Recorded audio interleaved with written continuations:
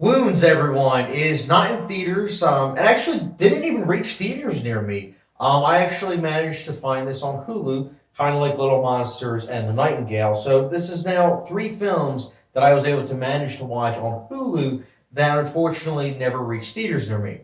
Much the same way as those two movies, I was very much so excited for those two movies. Wounds, I was also very excited for. This was a Sundance movie, and I love Sundance movies. Like when I see a movie that's like premiering at a festival, I'm like, okay, my eye's gonna be out for that, and especially given the fact that this stars Dakota Johnson and Armie Hammer. And for those of you who don't know the premise, let me explain. So the premise for the movie, it's simple. It's about Armie Hammer who plays a bartender. What happens is there's disturbing and mysterious things that occur once he comes across this phone that he picks up at the bar.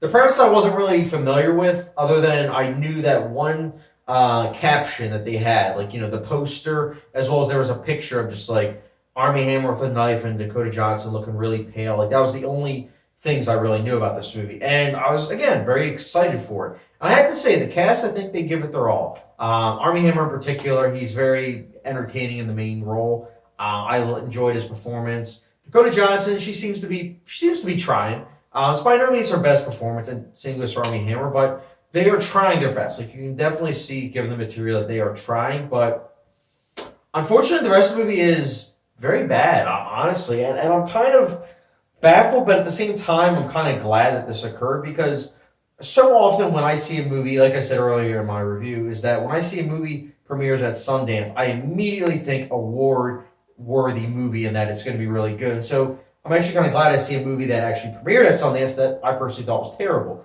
Because this movie doesn't work. It has a premise that is kind of flimsy. The mechanics of how things work aren't really actually explained, and you kind of get a surreal mix along with like a realistic mix, and it just doesn't really mesh, in my opinion.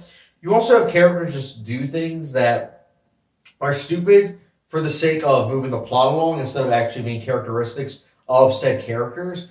There are also some pretty bad cinematography in this movie, and I was kind of surprised by that. Particularly running scenes. Like, don't get me wrong, I think running scenes with like shaky, herky, jerky camera work can actually be effective sometimes. But this just kind of felt like Michael J. Fox was given a camera and was like filming it, and it really didn't fit. I thought there was also a lot of scenes where the color palette just really was kind of like not working for me, especially with the hues that they chose. I don't know, it just didn't work. And also, just the movie is very, very light on plot and story, and it's not like an art house kind of esque movie where you as a viewer are figuring things out for yourself and slowly peel back the layers.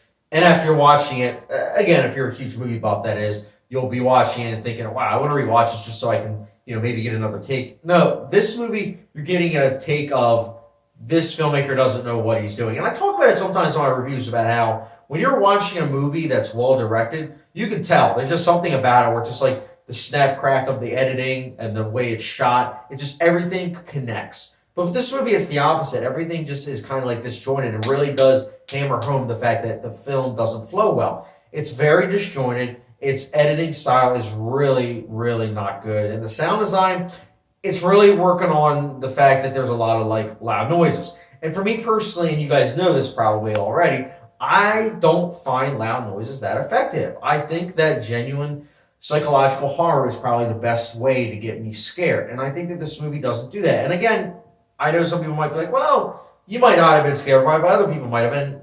I'm scared the fact that this movie was bad given the talent behind it.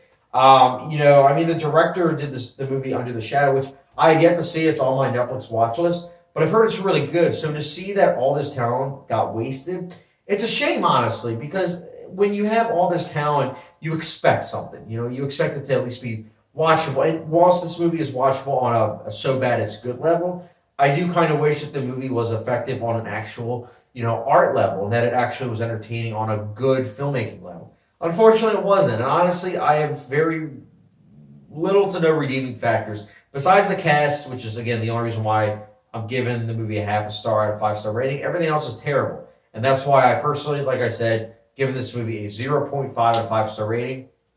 No hot sauce rating. It's really not a good movie, and that's why I'm keeping the review short. But I will say this, if you haven't seen the movie, I would kind of say give it a watch just because I am very curious to hear your guys' thoughts. And don't get me wrong, I know some people might find the imagery creepy and everything, but I personally didn't find it creepy, and I just kind of found it more of like eye rolling than anything. But again, that's just my thoughts. I want to hear your guys' thoughts on wounds. Did it give you some wounds and scars? Let me know your thoughts in the comment section below. And as always, don't forget subscription, notification bell, and I'll catch you guys later.